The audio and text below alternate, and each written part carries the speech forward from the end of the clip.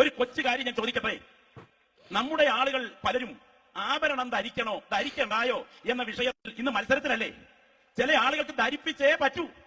വല്യപ്പച്ചന്മാര് കരിവേലകത്തിന് കീഴിൽ കുഴിച്ചിട്ടത് കുത്തിയിരുന്നും കുഴിച്ചോണ്ടിരിക്കുന്നതിലെ അപ്പച്ചന്മാരെ മക്കളെയൊക്കെ ഇന്ന് കാണുന്നുണ്ട്.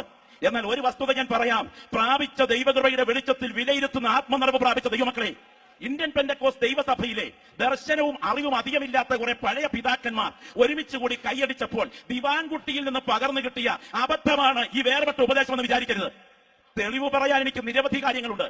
എങ്കിലും ഈ കഴിഞ്ഞ നാളുകൾക്ക് മുമ്പ് ഇവിടെ അടുത്ത് പൂവത്തൂരിൽ വന്ന ഒരു ദൈവദാസൻ, യത്തീഫ് എന്ന് പറഞ്ഞൊരു ദൈവദാസൻ, അദ്ദേഹത്തിന്റെ ഒരു അഭിമുഖം കൊടുത്തപ്പോൾ അദ്ദേഹം പറഞ്ഞിരിക്കുന്ന ചില വാക്കുകൾ ഒന്ന് ഓർപ്പിച്ച് അവസാനിപ്പിക്കാം. അദ്ദേഹത്തിന്റെ അഭിമുഖത്തിന്റെ ഒരു പേപ്പറാണിത്. അതിൽ അദ്ദേഹം കൊടുത്തിരിക്കുന്ന അഭിമുഖം ഇങ്ങനെയാണ്: തന്റെ സഭാംഗങ്ങളിൽ ആരും തന്നെ വെഡിംഗ് റിംഗ് ഉൾപ്പെടെ യാതൊരുവിധ ആഭരണവും ധരിക്കയില്ല. സഭയിലെ സ്ത്രീകളിൽ ഒരുത്തൻ പോലും പാൻസ് ഇടുവാൻ അനുവദിക്കയില്ല. പുരികം പ്ലക്ക് ചെയ്യുക, നഖം പോളിഷ് ചെയ്യുക, ലിപ്സ്റ്റിക് ഇടുക എന്നിവയൊന്നും തന്നെ അനുവദനീയമല്ല. തന്റെ 8 മക്കളിൽ മൂത്ത മകൻ മുടി ഡൈ ചെയ്തു എന്ന ഏക കാരണത്താൽ അവനെ സഭയിൽ നിന്ന് ശുശ്രൂഷകനായി ഞാൻ പുറത്താക്കി. എങ്ങനുണ്ട്? ആത്മനിറവ് പ്രാപിച്ച ദൈവമക്കൾ ഓർക്കണം, 800 അംഗങ്ങളുള്ള ഒരു പെന്തക്കോസ്ത് സഭ ജർമ്മനിയിലുണ്ട്. സായിപ്പിന്റെ സഭയാ.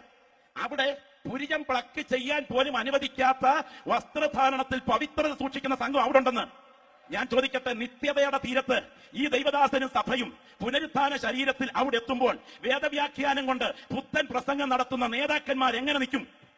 എന്നാൽ ഇന്ന് പകരം ഒറ്റയ്ക്ക് നിൽക്കേണ്ടി വന്നാലും ബാലിന് മുട്ടുമടക്കാത്ത ചിലരെ അവിടവിടങ്ങളിൽ ദൈവം വെച്ചിട്ടുണ്ട് എന്ന് വിശ്വസിക്കുന്ന ദൈവമക്കൾ ആത്മകണ്ണുകൾ കൊണ്ട് കണ്ടിട്ട് ഇതിനെതിരെ നിൽക്കണം. ഒറ്റയ്ക്ക് നിൽക്കേണ്ടി വന്നാലും ഇതിനെതിരെ നിൽക്കണം. ഈ കഴിഞ്ഞ ദിവസം ദൈവത്തിന് സ്തോത്രം, ഒരു പുസ്തകം വായിച്ചപ്പോൾ എന്നെ അത്ഭുതപ്പെടുത്തി. പുരികം പ്ലക്ക് ചെയ്യുന്നത് എവിടെ നിന്ന് വന്നതാ? 207 അസ്ഥികൾ ശരീരത്തിലുണ്ട്. അതിൽ 3 പ്രധാനപ്പെട്ട അസ്ഥികൾ നിറഞ്ഞതാണ് കണ്ണിന്റെ മുകൾ ഭാഗം.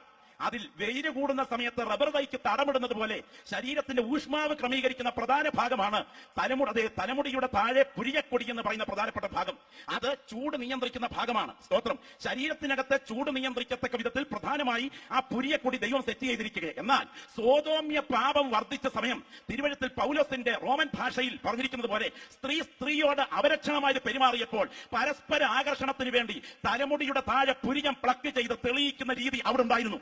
യൂറോപ്പിൽ സോതോമ്യ പാപമെന്ന ലെസ്ബിയൻ ഗേ മ്ലേച്ഛതകൾ ഉയർന്നപ്പോൾ തലമുടിയുടെ താഴെ പുരികം വല്ലാത്ത നിലയിൽ പ്ലക്ക് ചെയ്യുന്നത് വന്നത് 70കളിൽ ബ്യൂട്ടി പാർലറുകൾ ഏറ്റെടുത്ത് ഇന്ന് പെന്തിക്കോസ്ത് കൊച്ചമ്മമാരും ഏറ്റെടുത്ത് ഹല്ലേലൂയായും ഗ്ലോറിയും പറയുമ്പോൾ ഉറവ എവിടാണെന്ന് കാണാൻ വിളിക്കപ്പെട്ട ദൈവമക്കൾ അശുദ്ധമായതൊന്നും തുടരുതെന്നാണ് കഴുതിയിരിക്കുന്ന വചനത്തിൽ എഴുതിയിരിക്കുന്നത്.